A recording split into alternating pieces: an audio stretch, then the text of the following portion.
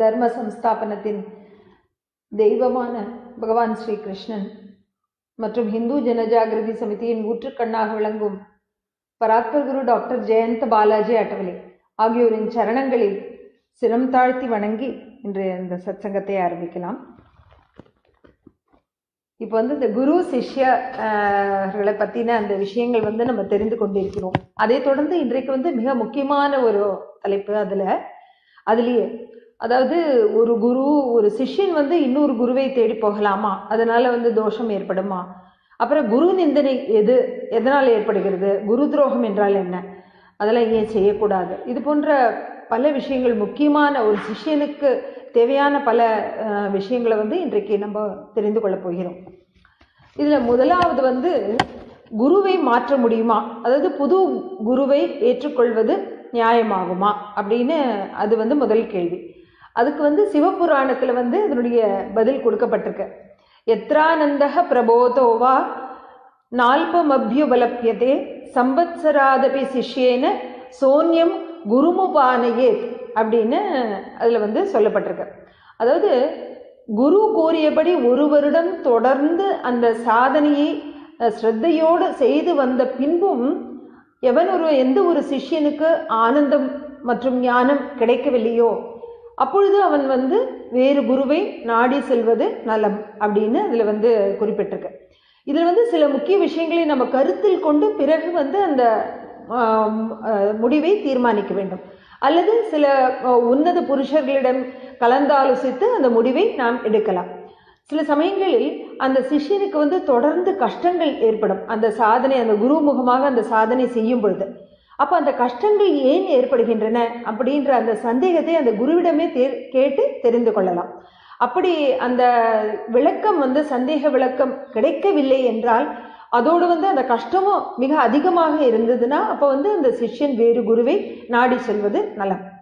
சில சமயங்கள் அந்த சிஷ்யனுக்கு தோணும், அதாவது அந்த குருவை குறை சொல்வதற்கு எனக்கு என்ன தகுதி இருக்கிறது, அல்லது அந்த குருவிடம் எனக்கு ஸ்ரத்தை இல்லை, இது போன்ற எண்ணங்கள் தோன்றும் போது கூட அந்த சிஷ்யனுக்கு வேறு குருவை நாடி செல்ல வேண்டும் அப்படின்னு தோணும். சில சமயங்கள் அந்த குருவே வேண்டாத சில வார்த்தைகளை, தகாத வார்த்தைகளை கூறும் பொழுது அந்த சிஷ்யனுடைய மனதில் விகல்பம் ஏற்படுகிறது. இது போன்ற தருணங்களிலும் அதாவது எப்போ மனதில் அந்த சந்தேகம் விகல்பம் தோன்றியதோ அப்போ அதை அந்த சாதனையில் தொடர்ந்து இருக்கும் பொழுது அதனால பலன் ஏற்படாது, அதோடு அது சரியான வழியில் நடக்காது. சில பேருக்கு இந்த குரு சந்நிதியிலேயே அவர்களுக்கு குரு கிட்ட அந்த ஞானத்தில் அல்ல அனுபூதிகளில் குறைபாடு இருக்கு அப்படின்னு தோன்றினாலும் அவர்கள் வேறு குருவை நாடி செல்வதே நலம் அப்படின்னு அதில் சொல்லியிருக்க. இப்போ புது குருவிடம் செல்வதால் அந்த சிஷ்யனுக்கு தோஷம் ஏற்படுமா, அதுவும் நம்ம தெரிஞ்சுக்கிறது நல்லது. சாஸ்திரம் என்ன சொல்றது அது பிரகாரம் அப்படி குலார்ணவ தந்திரப்படி என்ன சொல்றது அப்படின்னா, அனபிக்யம் குரும் பிராப்பிய சம்யச்சேத காரணம் குருரன்ய தரம் கத்வா நைனத்தோஷேன லிப்யதே மதுலுப்தோ யதா பிருங்கஹ புஷ்பத் புஷ்பாந்தரம் விரஜேத் ஞானலுப்தஸ்ததா சிஷ்யோ குரோர் குர்வதரம் விரஜேத். அதாவது இதனுடைய அர்த்தம் என்ன அப்படின்னா, ஒரு குரு அஞ்ஞானியாக இருக்கும் பொழுது அந்த ஞானத்தில் தேட்டமுடைய அந்த சிஷ்யன் ஞானத்தை தேடி இன்னொரு குருவிடம் போவதால் எந்தவித தோஷமும் ஏற்படாது. இது எப்படின்னா, ஒரு வண்டு ஒரு மலர்லேருந்து இன்னொரு மலருக்கு தாவி சென்று அந்த தேனை பருகுகிறதோ அதே போல அந்த ஞானத்தை பெறுவதற்காக ஒரு சிஷ்யன் ஒரு குருவிடமிருந்து இன்னொரு குருவிடம் சென்று அதை பயிலலாம். இது போன்ற சமயங்களில் அந்த முழு ஞானத்தை தர முடியாத அந்த குரு குருன்ற பார்வையில் பார்க்க முடியாது. அவரும் ஒரு ஆசிரியர், அவர்கிட்டேருந்து ஒரு விதத்தில் கத்துண்டு இன்னொரு இடத்துக்கு போகிற மாதிரி. அப்படி பார்த்தோம்னா பகவான் தத்தாத்திரேயர் அவருக்கு 24 குருமார்கள் இருந்தனர். அவர்கள் எல்லாரையும் நம்ம குருன்னு சொல்றதில்லை, அவர்கள் ஆசிரியர்கள் அல்லது உப குருமார்கள் அப்படின்னு தான் கூறுவோம். இதை பற்றி பகவான் தத்தாத்திரேயரே யதுராஜர்கிட்ட சொல்லும் பொழுது, ஹே யதுராஜா, உனக்கு மனதில் ஒரு சந்தேகம் வருது இல்லையா, அதாவது ஆத்ம ஞானம் பெறுவதற்கு ஒரே ஒரு குருவிடம் சென்றால் போதுமானது, எதற்கு இந்த மாதிரி பல குருமார்களை நாம் கொள்ள வேண்டும், இதுவும் வந்து ஒரு விபச்சாரி பெண்ணின் நடத்தையை போன்று இருக்கிறதே அப்படின்ற ஒரு எண்ணம் வந்து உன் மனதில் தோன்றுகிறது அல்லவா? இது உங்களுக்கு கிடைத்த அந்த ஞானத்தின் மூலமாக திடப்படுகிறது அப்படின்னு வந்து அவர் அதுல பதில் சொல்றார். அடுத்தது ஒரு கேள்வி என்னன்னா, குருமுகமாக கூறப்படும் சாதனையை மட்டுமே செய்வது அவசியமா? இதுக்கு வந்து ஒரு உதாரணம் பார்க்கலாம். ஒரு குரு வந்து தன்னுடைய சிஷ்யனுக்கு தத்தாத்திரேயரோட உபாசனை பண்ணும்படியாக கூறுகிறான். அந்த சிஷ்யன் அதை செய்து வரும்பொழுது அவனுக்கு கஷ்டங்கள் ஏற்படுகின்றன. அப்போ வேறொரு மகான் வந்து அந்த சிஷ்யனை வந்து தேவி உபாசனை செய்யும்படி கூறுகிறார். அப்ப அந்த தேவி உபாசனை செய்யும் பொழுது அவனுடைய கஷ்டங்கள் முழுவதுமாக குறைகிறது, நலன்களும் ஏற்படுகின்றன. ஆனா இதுல வந்து அந்த மாதிரி பண்றது சரியா அப்படின்னா, இதுல வந்து ஒரு முக்கியமா நம்ம கவனத்தில் கொள்ள வேண்டியது என்ன அப்படின்னா, அதாவது குரு முகமாக ஒரு சாதனை நம்ம செய்து வரும்பொழுது அதனால கஷ்டங்கள் சில சமயம் ஏன் ஏற்படுகின்றன, நம்மிடம் உள்ள தீய சக்திகளினுடைய பாதிப்பு, தீய சக்திகளுடைய தாக்குதல் நம்மிடம் இருக்கும் பொழுது அந்த ஆரம்ப கட்டத்துல அந்த குருமுகமாக உபாசனை செய்யும் பொழுது கஷ்டங்கள் அதிகரிக்கின்றன. ஆனா தொடர்ந்து விடாம அந்த ஸ்ரத்தையோட பக்தியோட அந்த சாதனையை விடாது செய்யும் பொழுது அந்த கஷ்டங்கள் தானே விலகுகின்றன. அதனால அவசரப்பட்டு அந்த ஆரம்ப காலத்திலேயே வந்து அந்த கஷ்டங்கள் ஏற்படுகிறது என்பதற்காக அந்த குருவை விட்டு செல்லக்கூடாது. அந்த கஷ்டங்கள் ஏன் ஏற்படுகின்றன அந்த சந்தேகத்தை அந்த குருவிடமே கேட்டு நம்ம வந்து தெளிவு பெறுவது நல்லது.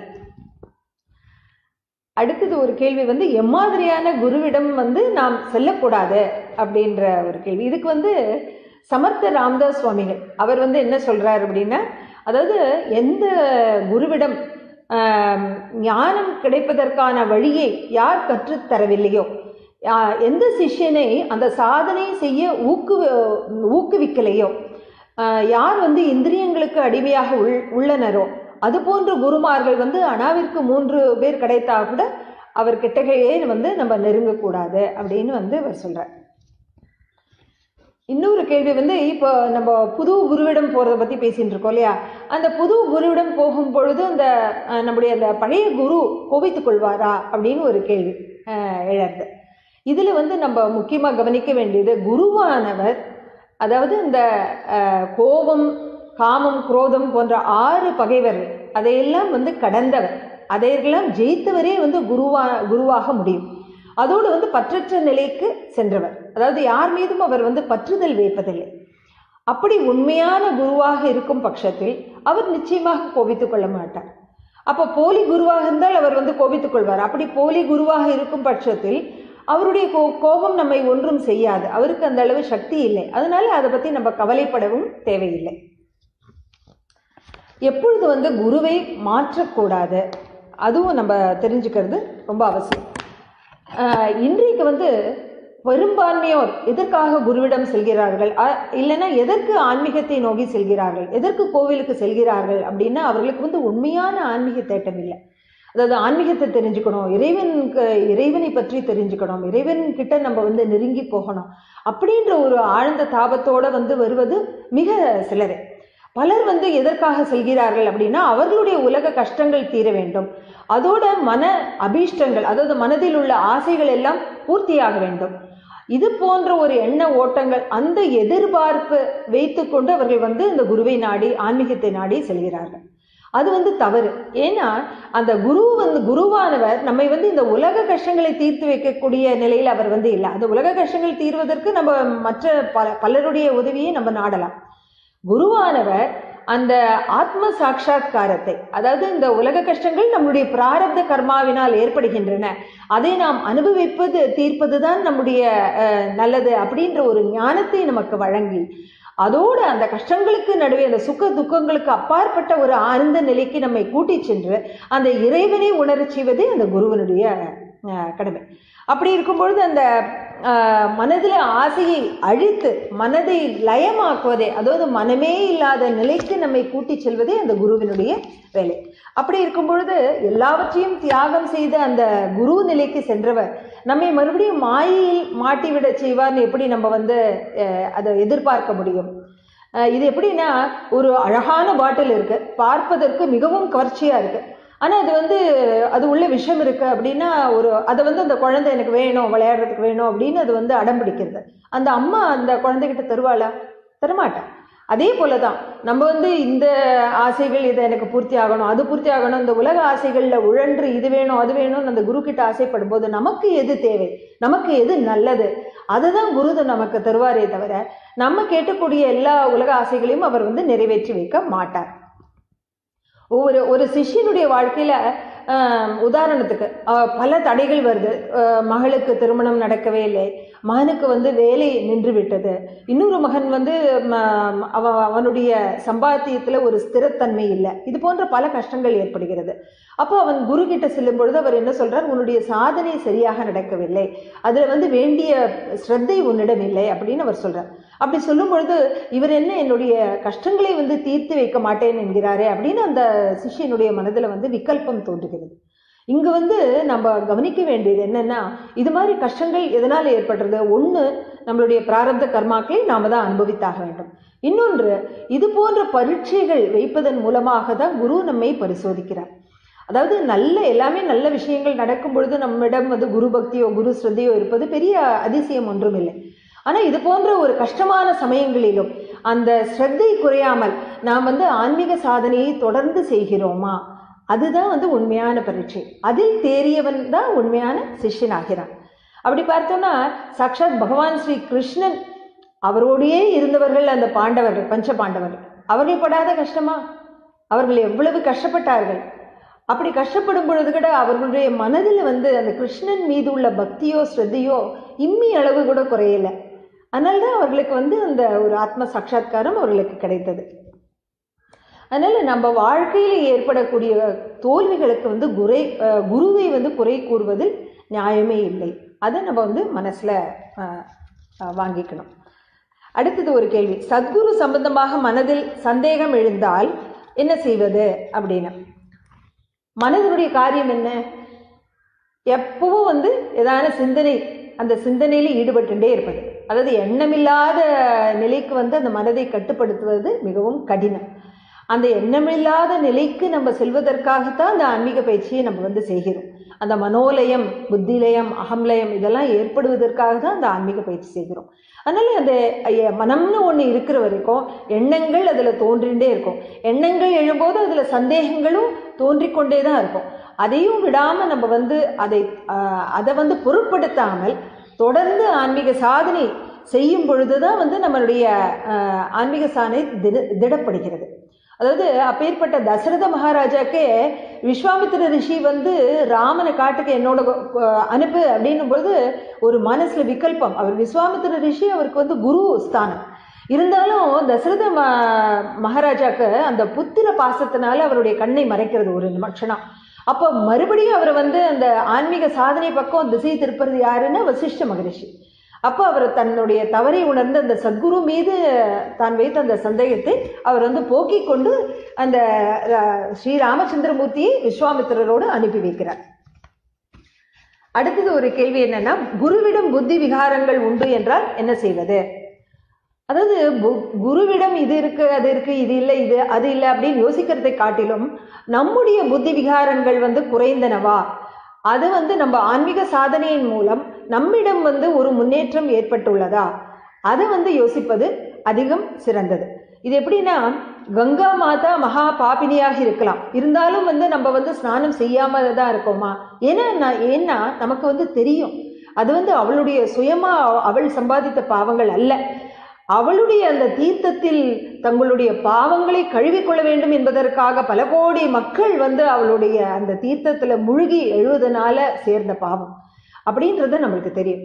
இப்ப குலாப்ராவ் மகாராஜ் அப்படின்னு ஒரு மகான், அவர் என்ன சொல்றார், குருவிடம் தோஷம் இருப்பதை காட்டிலும் விஷயங்களில் தோஷம் உள்ளன, அதை நாம் தெரிந்து கொள்ள வேண்டும். அந்த விஷயங்களில் உள்ள தோஷங்களை நீக்குவதற்கு நம்மிடம் என்ன தோஷம் இருக்கிறது, நாம் எப்படி அந்த குரு சொன்னபடி அந்த சாதனையை சரிவர செய்ய முடியும், அதில் நம்முடைய கவனம் முழு ஈடுபாடு நாம் செலுத்தினோம்னா அப்போ அந்த குருவுக்கிட்ட இருக்கிற இதை பற்றி நம்ம சிந்தனை பண்ண வேண்டிய அவசியம் இல்லை.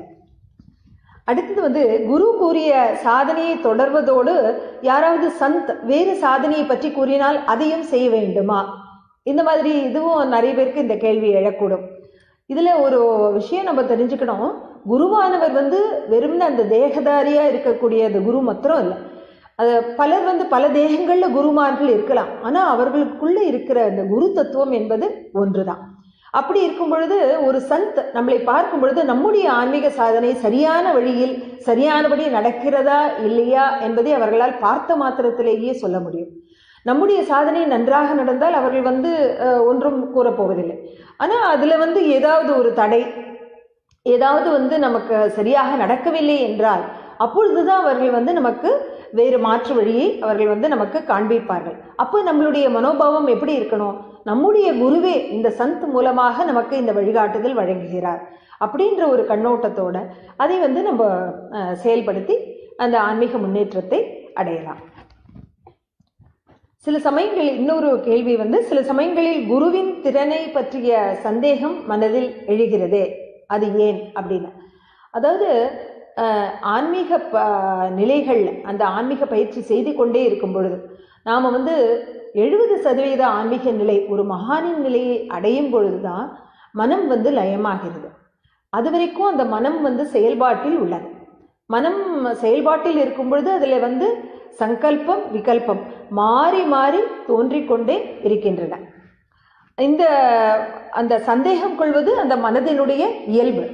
அந்த மனோலயம் ஏற்படும் போது அந்த சந்தேகம் நம் மனதில் தோன்றாது. இதுக்கு வந்து சந்த் கபீர் என்ன சொல்றார் அப்படின்னா, சோயி சோயி நாச்சு நச்சாயியே ஜேஹி நிபகே குரு பிரேம் கஹே கபீர் குரு பிரேம பின கதகும் குஷல நகிதே. அதாவது பலவிதமாய் அந்த குரு நம்மை ஆட்டுவிக்கிறபடியெல்லாம் ஆடும் பொழுதுதான் அந்த குருவுக்கு வந்து குருவினுடைய அன்புக்கு நம்ம பாத்திரமாவோம். ஏன்னா நமக்கு எந்த காரியத்தை எப்பொழுது எப்படி செய்ய வேண்டும் அப்படின்ற அந்த முழு விவரங்கள் அவருக்கு தான் தெரியும். அந்த காரண காரிய பாகம் அவருக்கு தான் தெரியும்.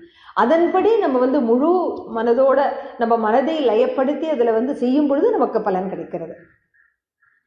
சில சமயங்களில் வந்து குரு மந்திரம் கிடைத்த பிறகும் ஏன் வந்து சாதனையில வந்து ஒரு சறுக்கு முகம் ஏற்படுகிறது அப்படின்னும் பொழுது அதுக்கு சில காரணங்கள் இருக்கு. என்ன காரணம்? அதாவது குரு மந்திரம் கிடைப்பது தான் சாதனையினுடைய இறுதி இலக்கு அன்று. நிறைய பேருக்கு அந்த குரு மந்திரம் கிடைச்சதுன்னா அவ்வளவுதான், இனிமே நமக்கு வாழ்க்கையில ஒன்றும் இல்லை, ஒன்றும் பண்ண வேண்டாம், தானா ஆன்மீக முன்னேற்றம் ஏற்படும் அப்படின்ற ஒரு நினைப்பு வந்துருது. அது தவறான ஒன்று. அந்த குரு மந்திரம் என்பது நம்மளுடைய ஆன்மீக பயிற்சிக்கு ஒரு ஆரம்பமே தவிர அது இலக்கு இல்லை. அதை தொடர்ந்து நம்ம வந்து ஜபம் செய்து அந்த ஆன்மீக பயிற்சியை தொடர்ந்து செய்து வந்து அதோட சத்சேவை, தியாகம், பிரீத்தி இதெல்லாம் வந்து செய்து வரும்பொழுதுதான் நம்முடைய உண்மையான ஆன்மீக முன்னேற்றம் நடக்கிறது. அப்போ வந்து அந்த ஏன் நம்மளுடைய சறுக்கு முகம் ஏற்படுகிறதுனா அதற்கு முதல் காரணம் நம்முடைய சாதனை சரியானபடி நடக்கவில்லை. அதனால இரண்டாவது, அந்த குரு மந்திரத்தை நாம் வந்து தொடர்ந்து ஜபம் செய்யவில்லை. அந்த குரு மந்திரத்தை ஜபம் செய்யவில்லை தொடர்ந்துன்னு அது என்ன அர்த்தம்னா, அந்த குரு மந்திரத்தை அவமதிப்பது போன்றதாகும், குருவை அவமதிப்பது போன்றதாகும். அடுத்தது வந்து மூணாவது, குரு சம்பந்தமாக கேலி பேசுது. இதுவும் வந்து மிகப்பெரிய ஒரு அதனாலேயே நம்ம வந்து என்ன ஆன்மீக சாதனா பலம் இருக்கோ அதெல்லாம் இழந்துடுறோம் அதன் மூலமா. இப்ப எப்படி நம்ம ஒரு அம்மா அப்பாவை நம்ம வந்து என்னைக்குமே கேலி பேசலை, என்னைக்குமே அவங்களை வந்து கிண்டல் பண்ண மாட்டோம். அதே போல அப்ப வந்து இந்த அம்மா அப்பாவை காட்டிலும் நம்ம வந்து குருவானவர் ஒரு உயர்ந்த நிலையில இருக்கக்கூடியவர், இறைவனுடைய சகுன ரூபமானவர். அப்ப அவரை வந்து நம்ம கேலியா பேசலாமா? அந்த ஒரு தவறை வந்து நம்ம செய்யக்கூடாது, எப்பொழுதுமே செய்யக்கூடாது.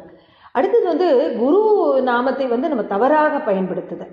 நம்முடைய சுய லாபத்திற்காக, சுய இச்சைக்காக அந்த குரு நாமத்தை பயன்படுத்தி அந்த தவறான காரியங்களை செய்த அது செய்யும் பொழுது அது மிகப்பெரிய தோஷமாகிறது. இதற்கு வந்து ஒரு முறை ஒரு உதாரணம் பார்த்தோம்னா, மும்பையில் ஒரு சந்த் பரம்பூஜ ஜோஷி பாபா, அவருடைய குரு வந்து பாபு மகாராஜ் அப்படின்ற ஒரு குரு. அவர் என்ன பண்ணுவார்னா, அவர்கிட்ட ஒரு சிஷ்யன் கிட்ட சொல்லி யாராவது தன்னுடைய பக்தர்களுக்கு கடிதம் எழுத சொல்வார். அவர்களுக்கு சொன்ன உடனே அந்த சிஷ்யன் வந்து அந்த கடிதத்தை எழுதி அவர்களுக்கு அனுப்புவோம். உதாரணத்துக்கு அவர் வந்து எனக்கு ஒரு ஃபேன் தேவை அப்படின்னு யாரான ஒரு பக்தருக்கு கடிதம் எழுதினா, அந்த சிஷ்யன் என்ன பண்ணுவான், 2 ஃபேன் தேவை அப்படின்னு அவர்களுக்கு கேட்டு அனுப்பி, அவர்கள் 2 ஃபேன் அனுப்பும் பொழுது, அந்த மின்விசிறி அனுப்பும் பொழுது ஒரு மின்விசிறியை அந்த குருவிடம் கொடுத்து விட்டு இன்னொன்றை தான் தன்னுடைய சுய உபயோகத்திற்கு எடுத்துக்கொள்வான். இது எவ்வளவு பெரிய தவறு! அதாவது குருவினுடைய பெயரை அந்த பக்தர்கள் வந்து எதற்காக அந்த காணிக்கையை அனுப்புகிறார்கள், அந்த குருவின் மீது உள்ள ஒரு ஸ்ரத்தை பக்தி காரணமாக. அதை வந்து நம்ம வந்து இந்த மாதிரி தவறான வழியில் பயன்படுத்துவது மிகவும் பாவம் நிறைந்த செயல். இது வந்து குரு நம்பிக்கைக்கு பாத்திரமாகி இது போன்ற திருடுவது பாவம் மட்டுமல்ல, அந்த பாவத்தினால பெரும் கஷ்டங்கள் வந்து அவனுடைய வாழ்க்கையில ஏற்படும். அதை நம்ம வந்து உணரணும். அடுத்து ஒரு கேள்வி, குருவினுடைய தோஷங்களை வர்ணிப்பது பாவமாகுமா? எது குரு நிந்தனை, எது குரு துரோகம்? இது ஒரு முக்கியமான கேள்வி. ஏன்னா இன்றைக்கு பல விதங்களில் வந்து அது நடந்து வருகிறது. நிறைய பேர் தெரிஞ்சோ தெரியாமலோ அந்த குரு நிந்தனை, குரு துரோகம் அதை வந்து செய்து வருகின்றனர். அது எவ்வளவு பெரிய மகா பாவம் என்பது தெரிவதில்லை அவர்களுக்கு. அதனுடைய பலனை வந்து அவர்கள் அனுபவித்து தான் தீர வேண்டும் என்பதும் அவர்களுக்கு வந்து தெரியவில்லை. அதனுடைய தீவிரம் வந்து தெரியவில்லை. அதனால இது வந்து இந்த குரு சரித்திரத்துல என்ன சொல்றது அப்படின்னா, குருவினுடைய குண தோஷங்களை பற்றி அந்த கவலைப்படுவது நம்மளுடைய கடமை இல்லை. நமக்கு உரித்த கடமை என்ன? குருவினுடைய சொற்படி ஆன்மீக சாதனையை செய்து நாம் வந்து உயர்ந்த நிலைக்கு செல்ல வேண்டும். குரு ஏன் இப்படி சொல்றார், ஏன் இப்படி நடந்துக்கிறார், ஏன் இப்படி பேசுறார் அப்படின்ற அந்த தோஷத்தை கற்பித்தோம்னா நம்ம ஆன்மீக முன்னேற்றம் அடைய முடியாது. இதற்கு மிகச்சிறந்த முன்னுதாரணம்னா ஏகலைவன். அந்த துரோணாச்சாரியார் அவருக்கு நேரில் கூட அந்த வில்விதி அவனுக்கு கற்றுத்தரல. இருந்தாலும் அவர் வந்து அந்த குரு தட்சணையை அவனுடைய கட்டை விரலை கேட்கும் பொழுது அந்த குழந்தை சிறிதுமே சிந்திக்கலை. அவன் மனதில் எந்த விகல்பமும் ஏற்படலை. அந்த கட்டை விரல் போயிடுச்சுன்னா தன்னால் அம்பு விட முடியாது அப்படின்னு கூட யோசிக்கலை. அவனுக்கு ஒரே சந்தோஷம், தங்கிட்ட இருக்கிற ஒரு விஷயத்த வந்து குரு கேட்டிருக்காரு அப்படின்னு ரொம்ப ஆனந்தமா உடனே வந்து அவன் அர்ப்பணம் பண்றான். இன்றைக்கும் நம்ம வந்து அந்த ஏகலைவனை வந்து அந்த குரு பக்திக்கு மிகச்சிறந்த முன் உதாரணமா நம்ம நினைத்து பார்க்கிறோம்னா அதுதானே அவனுக்கு காரணம். அவன் வந்து அந்த சமயத்தில் அந்த குருவினுடைய தோஷங்கள், அவர் ஏன் இப்படி கேட்கிறார் அப்படின்ற விகல்பமோ சந்தேகமோ தோஷமோ அவன் வந்து மனதில் தோன்றலை. அதனால அவன் வந்து மிக ஒரு உன்னத சிஷ்யனா கருதப்படுகிறான். சாஸ்திரத்துல வந்து அந்த குரு துரோகம், எது குரு துரோக செயல்கள் அப்படின்னு வந்து கூறியிருக்கு. அதை நம்ம வந்து கவனமா நம்ம தெரிஞ்சுக்கிறது மிகவும் அவசியம். அதுல முதலாவது வந்து குருவை ஒரு சாதாரண மனிதனாக எண்ணி எடை போட்டு அது போன்ற அவரிடம் வந்து நடந்து கொள்வது. குரு நம்ம பார்த்திருக்கோம், குரு வந்து இறைவனுடைய சகுண ரூபம், இறைவன் வந்து குருவினுடைய நிர்குண ரூபம். அதாவது இறைவனும் குருவும் வேறு வேறானவர் அல்ல, ஒன்றேதான் அப்படின்றது நம்ம பார்த்துருக்கோம். அப்படி இருக்கும்போது அவரை வந்து ஒரு சாதாரண மனிதன்கிட்ட நம்ம எப்படி நடந்துப்போமோ அந்த மாதிரி நம்ம எப்படி நடந்துக்கலாம். இரண்டாவது, குருவின் மகத்துவத்தை அவருடைய வெளி தோற்றத்தை வைத்து நம்ம எடை போடுவது. அதாவது அவர் வெளியில எப்படி நடை உடை பாவனைகள், எப்படி பேசுறாரு, எங்க இருக்காரு, என்ன பண்றார், அதை வைத்து நம்ம எடை போடுவது மிகப்பெரிய ஒரு தோஷம், மிகப்பெரிய குரு துரோகம். இதற்கு வந்து ஒரு உதாரணம் வந்து என்ன பார்த்தோம்னா, யோகி ராம் சூரத் குமார், திருவண்ணாமலையில் இருக்கக்கூடிய மகான். அவர் வந்து ஆரம்ப கட்டத்துல மிக உன்னத யோக நிலையில் இருந்தா கூட அவர் வந்து ஒரு பிச்சைக்காரனை போல ஒரு அது குப்பை கூளங்கள் நிரம்பிய இடத்துல அந்த மாதிரிலாம் அவர் இருந்திருக்கார். பல பேர் அவரை வந்து தூஷித்து இருக்காங்க. அந்த மகானை வந்து உண்மையா அடையாளம் காண்பித்து இந்த உலகுக்கு வந்து அடையாளம் காட்டினது யாருன்னா திருவண்ணாமலையினுடைய மகான் ரமண மகரிஷி. அதனால அந்த ஒரு குரு எப்படி நடந்துக்கிறார், அவருடைய நடைமுறை பாவனைகளை வைத்து அவரை வந்து எடை போடக்கூடாது, நமக்கு தெரியாது. மூன்றாவது, மற்றவர் கூறுவதை கேட்டு குரு சம்பந்தமாக மனதில் வந்து தவறாக நினைப்பது. இன்றைக்கு வந்து இது பரவலாக நடந்து வருகிறது.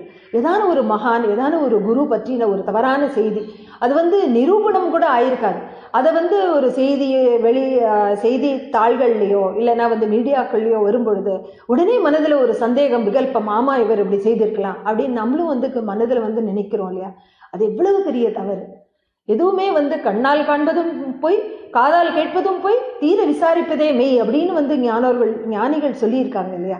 அப்போ வந்து அது எவ்வளவு பெரிய குரு துரோகம் ஆகிறது. நாலாவது வந்து குருவிடம் மரியாதை இல்லாமல் நடந்து கொள்வது. நம்ம சாதாரணமாக ஒரு தெருவில் போகிற பிச்சைக்காரனை கூட அவமரியாதை செய்து நம்ம வந்து எதுவுமே சொல்ல மாட்டோம். அப்படி இருக்கும் பொழுது அந்த குருவிடம் வந்து அவமரியாதையாக நம்ம எப்படி நடந்து கொள்ள முடியும்? அடுத்தது அஞ்சாவது, சில பேர் வந்து ரொம்ப சுவாதீனம், ரொம்ப ஒரு உரிமை எடுத்துட்டு நண்பனை போல, ஒரு சராசரி நண்பனை போல நடந்து கொள்வார்கள். அதுவும் வந்து தவறு. அந்த குருன்னா அந்த ஸ்தானத்திற்கு உரிய ஒரு மரியாதை, அந்த ஒரு இது நம்ம வந்து என்றைக்குமே பக்தி நம்ம மனதில் இருக்க வேண்டும். அடுத்தது ஆறாவது, குருவினுடைய கருணை, அவருடைய அன்பு, அவர் நம்மகிட்ட சகஜமா அவர் எப்பொழுதும் இருக்கிறார், பழகிறார் அப்படின்ற ஒரு காரணத்தை வைத்து ஒரு அஞ்ஞானத்துல மூழ்கி இருப்பது, அவருடைய மகத்துவம் தெரியாமல் அஞ்ஞானத்தில் மூழ்கி இருப்பது. இதற்கு உதாரணம் பார்த்தோம்னா மாதா சாரதா தேவி, அவர்களுடைய அருமை அவர்கள் உடன் பிறந்தவர்களுக்கே தெரியல. அவர்களே நிறைய கஷ்டங்கள் அவர்களுக்கு கொடுத்தார்கள். அதே போல மாதா அமிர்தானந்தமயி வாழ்விலையும் அவர்களுடைய தாய் தந்தை உடன் பிறந்தவர்கள் அவர்களுக்கு எல்லாமே அவருடைய அருமை தெரியல ஆரம்ப கட்டத்துல. இது அவர்கள் கூடவே இருந்து அவர்களுடைய கருணை அன்பை பெற்ற பொழுது கூட சகஜமாக அவர்களுடைய அதாவது டேக் ஃபார் கிராண்டட் அப்படின்னு ஆங்கிலத்தில் சொல்வார்கள். அது போன்று அந்த மகானுடைய உன்னதமான நிலை அவர்களுக்கு தெரிவதில்லை. ஏழாவது, குருவிடம் அகங்காரத்தோடு நடந்து கொள்வது. அந்த குருவிடம் செல்வதன் முக்கிய நோக்கமே நம்மளுடைய அகங்காரத்தை அழிப்பதற்கு.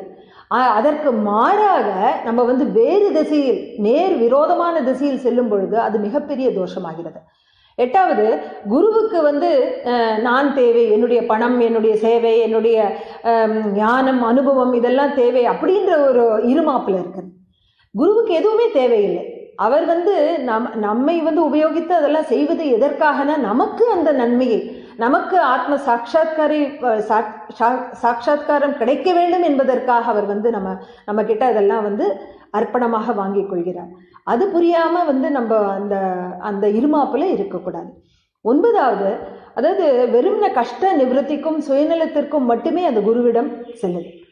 அது அந்த குரு கிட்ட போறதுக்கு முக்கிய காரணம் நம்ம ஆன்மீக மகராஜ் அவர் என்ன சொல்றார், ராமானந்தா நீ எழுந்து போய் உடனே நல்ல பச்சை தண்ணியில குளிச்சுட்டு வா அப்படின்ற. அதை கேட்ட உடனே அவர் சிறிது கூட யோசிக்கல. அந்த உடம்பு முடியாம தள்ளாடிண்டு போய் அந்த கிணத்தடியில போய் 4-5 தண்ணி அந்த குளிர்ந்த நீர் தலைமையில கொட்டிட்டு வர. அந்த குருவனுடைய வார்த்தை மகிமையினால அவருக்கு அந்த ஜுரம் போனது மட்டும் இல்ல, அதோடு அவருடைய சோர்வும் நீங்கி அவருக்கு புத்துணர்ச்சியும் கிடைக்கிறது. இதுல இருந்து அந்த ஆன்மீக முன்னேற்றத்தினுடைய முக்கியமான லட்சணம் என்ன, அந்த சிஷ்யனுடைய லட்சணம் என்னன்னா கீழ்ப்படிதல். அதாவது சிஷ்யனுடைய அந்த குணாதிசயங்கள்லேயே மிகவும் சிகரமாக மணி மகுடமாக விளங்குவது எதுன்னா அந்த கீழ்ப்படிதல் குணம். அது ஒரு குணம் இருந்ததுன்னா மற்ற எல்லா குணங்களும் தானாக, மற்ற எல்லா நன்மைகளும் அவனை தானே அடையும். அதாவது இந்த மாதிரியான ஒரு விஷயங்கள் எதற்காக குரு செய்ய சொல்கிறார், அது புத்திபூர்வமாக அந்த மாதிரி யோசிக்கும் பொழுது நம்ம ஏன் அப்படி சொல்றாருன்ற விகல்பம் தான் தோணும். ஆனா அந்த சமயத்துல அதுவும் ஒரு பரீட்சை, அதாவது குரு சிஷ்யனுக்கு வைக்கக்கூடிய ஒரு பரீட்சை. அதுல நம்ம தேரணும், அவர் எது சொன்னாலும் அது நம்மளுடைய நன்மைக்கு அப்படின்ற ஒரு உணர்வு இருக்கும் பொழுது அந்த உண்மையான சிஷ்யன் அதில் ஆன்மீக முன்னேற்றம் அடைகிறார். இப்ப யார் உண்மையான சிஷ்யன் அப்படின்னு ஒரு கேள்வி. அதற்கு மிக உன்னத நிலையில் உள்ள மகானான பரம்பூஜ்ய பக்தராஜ் மகாராஜ் என்ன சொல்றாருன்னா, ஜிஸ்னே பாயோ உஸ்னே சிப்பாயோ ஓ நர சச்சா குரு கா பச்சா. அதாவது யாருக்கு கிடைத்ததோ அவனே மறைப்பான், அவனே உண்மையில் குரு சிஷ்யன். அப்படின்னு என்ன அர்த்தம்னா, யாரு அந்த ஆத்மானுபவத்தை உணர்ந்தார்களோ அவர்கள் மற்றவர்களிடம் அதை வெளிக்காண்பித்து கொள்ள மாட்டார்கள். அது தன்னிடம் அந்த அனுபவம் இருக்கிறது என்பதை அவர்கள் யார்கிட்டையும் கூற மாட்டார்கள். அவர்களே உண்மையான சிஷ்யன். இது எப்படின்னா, கண்டவர் விண்டிலை விண்டவர் கண்டிலை. அதாவது நிறைய குடம் என்னைக்கும் தழும்பாது, அரை குடம் குறை குடம் தான் இன்றைக்கும் தழும்பும் அப்படின்றது இதுல இருந்து தெரியுது. இப்ப இறுதியாக இந்த ஒரு கேள்வியோட இன்றைய சத்சங்கத்தை நிறைவு செய்யலாம். அதாவது குருவினுடைய படத்திற்கு, அதாவது அவர் உயிருடன் இருக்கும் பொழுதே குருவினுடைய படத்திற்கு நம்ம மாலை அணிவிக்கிறோம் இல்லையா? அது ஏன்? நம்ம சாதாரணமா இறந்தவர்களுக்கு தானே மாலை அணிவிக்கிறோம். அதற்கு காரணம், 2 காரணம் இருக்கு. ஒன்று குரு என்பது இறைவனுடைய சகுண ரூபம், இறைவன் குருவினுடைய நிர்குண ரூபம். அப்படின்னா அந்த குருவும் இறைவனும் ஒன்று. இறைவனுக்கு அப்ப நம்ம மாலைகளை சார்த்துகிறோம் இல்லையா? அதே போலதான் இறைவனுக்கு அர்ச்சனை செய்கிறோம், அபிஷேகம் செய்கிறோம், பாத பூஜை செய்கிறோம், எல்லாமே அந்த மலர்களை தூவுகிறோம். அந்த மாதிரி அந்த விஷயங்கள் எல்லாம் அந்த குருவுக்கும் செய்யப்படுகின்றன. இரண்டாவது நம்முடைய சனாதன் சன்ஸ்தாவின் ஸ்தாபகரான பராத்பர் குரு டாக்டர் ஜெயந்த பாலாஜி அட்டைலே ஒரு முறை அவருடைய குரு கிட்ட இந்த கேள்வியை கேட்கிறார். அதாவது இறந்தவர்களுக்கு தான மலர் மாலை சாற்றுவார்கள், ஏன் குரு உயிருடன் இருக்கும் பொழுது குருவுக்கு நம்ம ஏன் மலர் மாலை போடுகிறோம்? அப்போ அவருடைய குருவான பரம்பூஜ்ய பக்தராஜ் மகாராஜ் என்ன சொல்றாருன்னா, அந்த குரு நிலையை அடைந்தவர்கள் ஒரு விதத்தில் இறந்தவர்களுக்கு சமம். ஏன் அப்படின்னா, அவர்கள்கிட்ட அவர்களுடைய அகம்பாவம் இறந்து விட்டது. அவர்களுடைய அகம்பாவம் முழுமையாக போய் அந்த இடத்துல அந்த சோகம் பாவம், அதாவது பிரம்மம் மட்டுமே சத்தியம், நான் என்பது எதுவும் இல்லை, அந்த நிலையை அடையும் பொழுது அவர்கள் ஒரு விதத்தில் இறந்தவர்களாக கருதப்படுகிறார். அதனால தான் அவர்களுக்கும் வந்து உயிருடன் இருக்கும் பொழுதே அந்த குருவுக்கு மாலை சாட்டுகிறோம் அப்படின்றது அதனுடைய தாற்பயம். இதில் வந்து குரு சிஷ்ய உறவு வந்து ஈடு இணையற்ற உறவு, ஒரு அற்புதமான உறவு. அதை வந்து வெளியில் வந்து சிஷ்யன் மிகவும் கடுமையாக உழைப்பது போல தெரிந்தால் கூட அவனுக்கு வந்து மிகவும் கிடைக்க முடியாத ஒரு ஈடு இணையற்ற பரமானந்த அனுபவத்தை வந்து அந்த குருவானவர் தருகிறார். இது எப்படின்னா, ஐம்புலன்கள் நித்தம் அவனிஷ்டப்படி ஆடும், அக்ஞான இருளெல்லாம் அவனை விட்டே ஓடும், அன்பு முருகி பரமானந்தத்தில் கூட்டும், அல்லலெல்லாம் ஓய அருள் பெரு நிலை நாடும். இது யாருக்கு சாத்தியமாகும் அப்படின்னா, யாருக்கு உன் தியானம் நேருமோ சத்குருநாதா அவனுக்கு அப்படின்னு ஊத்துக்காடு வெங்கட சுப்பையர் ஒரு சிஷ்யன், உண்மையான சிஷ்யனுடைய லட்சணத்தை அவ்வளவு அழகாக அவர் வந்து விவரிக்கிறார். அத்தகைய அந்த ஒரு உண்மையான சிஷ்யனுடைய தகுதி நமக்கு எல்லாருக்கும் கிடைக்கணும். குருவுக்கு பிராப்தி அடைந்து அந்த ஆன்மீக முன்னேற்றம் அனைவருக்கும் ஏற்பட வேண்டும் என்ற குரு சரணங்களில் பிரார்த்தனை செய்து இன்றைய இந்த சத்சங்கத்தை நிறைவு செய்யலாம். மறுபடியும் நாளை இதே நேரம் சந்திப்போம் 7 மணிக்கு. நன்றி, வணக்கம்.